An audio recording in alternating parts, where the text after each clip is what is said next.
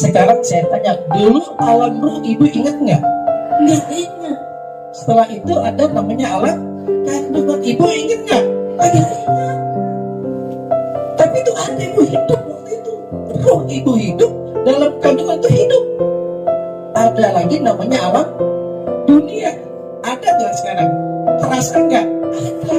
Setelah alam dunia namanya alam kubur. Akan terasa nggak nantinya? Sekarang terasa nggak? Nggak terasa. Nanti terasanya kalau kita udah mati.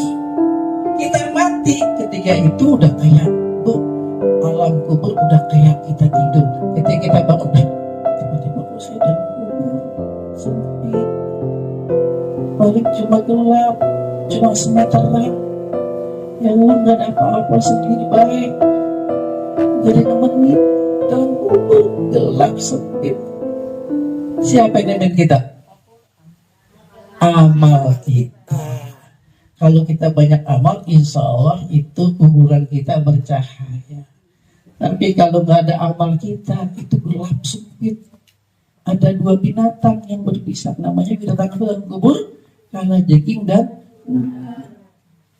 ya Allah, Bu, dalam kubur. Nunggu hari kiamat lama nggak, Bu? Lama banget. Ya, dalam kubur kalau kita dapat nikmat, kalau kita dapat azab kubur, ya Allah, habis kita dibantai sama malaikat, Bu.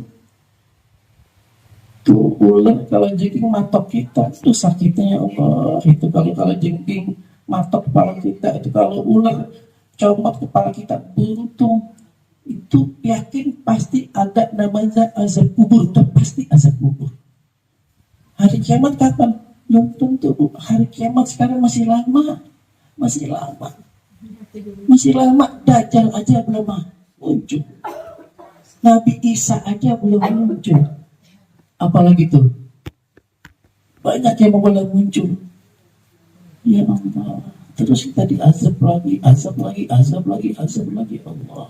Nah, setelah alam kubur namanya alam barzah. Tuh, nanti di alam barzah kita dikumpulin semua. Setelah alam barzah namanya